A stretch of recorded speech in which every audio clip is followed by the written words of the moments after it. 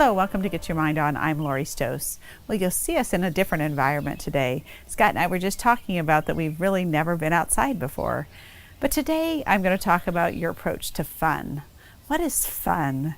You know, when we think about life, we think about, gosh, just standing outside fun, enjoying nature fun. I was recently just reflecting on my life a little bit, which you probably know by now that I have done that quite a bit in my life. And really when I think about reflection and when I think about life, I think about fun. And recently I've just been so busy with lots of things. I said to myself, I'm not doing anything fun. And then I went to the other extreme and said, I'm not fun at all as a person. And those are really two different things. So let's talk today about your approach to fun. What do you do for fun? You know, it's summer now. It's 4th of July time of the year, and we're launching into summer and fun. And what does fun mean for you? And you think about your approach to fun.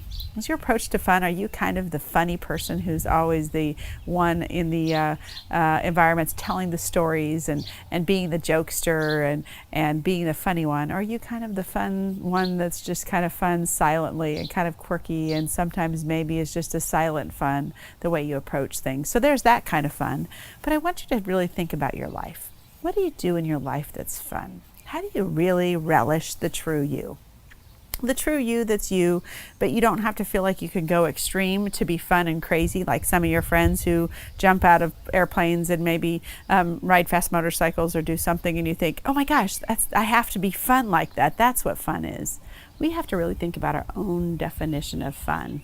Those people who do that are usually those risk takers who have a little bit more of that influencing talent, who love to live on the edge. They're the ones that have high self-confidence and usually just want to do something to the extreme nature. And some of you are a little bit more cautious, and your fun may be different, and that's okay. So think about what your fun is. When you're cautious, you know, your fun might just be going out to a movie by yourself. It could be even that. Some of you love that. Some of you love just being alone and knowing if you're wanting to be alone, what does that fun look like when you're alone? What does that fun look like? Maybe it's exploring something different. It might be going to a different, if you're more intellectual and love to learn, you might go to a different event that you haven't gone to before. You might go listen to a speaker. You might go to explore something different.